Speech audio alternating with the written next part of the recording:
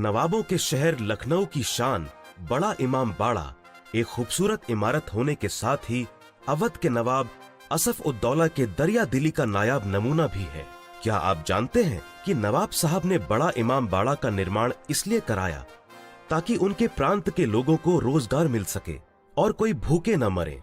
17वीं सदी में अवध प्रांत में भीषण सूखा पड़ा।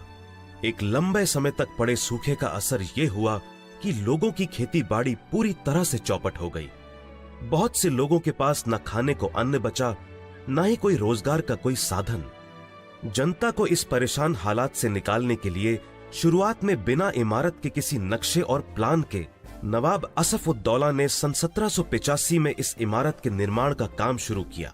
मकसद ये था कि सभी को रोजगार मिल सके, लेकिन समाज के गणमान्य लोगों के लिए दिन के उजाले में मजदूरी का काम करना उनके शान के खिलाफ था। ऐसे में यह प्रावधान रखा गया कि आम जनता दिन के उजाले में इमारत की मीनारें बनाकर तैयार करे और रात में कम रोशनी में प्रांत के गणमान्य लोग इन मीनारों को तोड़ने का काम करें। वैसे आपको ये जानकर हैरानी होगी कि इस काम के लिए चाहे आम जनता हो या फिर जाने माने लोग, सबको बिना भेदभाव के मेहनताना दिया जाता था। इमारत की दीवारों को बनाने और तोड़ने का यह सिलसिला 10 साल तक लगातार चला, जिससे 20,000 लोग जुड़े हुए थे। वैसे आपको यह जानकर भी हैरानी होगी कि इतने बड़े इमारत में कहीं भी लोहे का इस्तेमाल नहीं हुआ है। ये वाकई हैरत करने वाली बात है कि इमाम बाड़ा के मुख्य हॉल की लंबाई 50 मीटर, चौड़ाई 16 मीटर और ऊंचाई 15 मीटर है। फिर भी इस हॉल के छत को सपोर्ट करने के लिए कोई बीम नहीं है। यह विश्व का सबसे बड़ा इस तरह का गोलाकार इमारत है।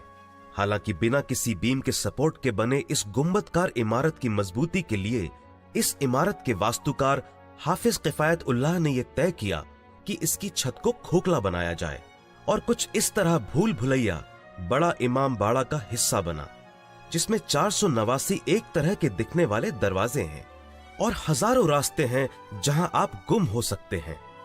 भूल भुलैया के गलियारों को खास तौर पर खोखला बनाया गया और मजेदार बात यह है कि लंबे लंबे गलियारों में अगर एक छोर पर कोई बात कही जाए तो दूसरे छोर पर खड़ा इंसान उसे साफ साफ सुन सकता है।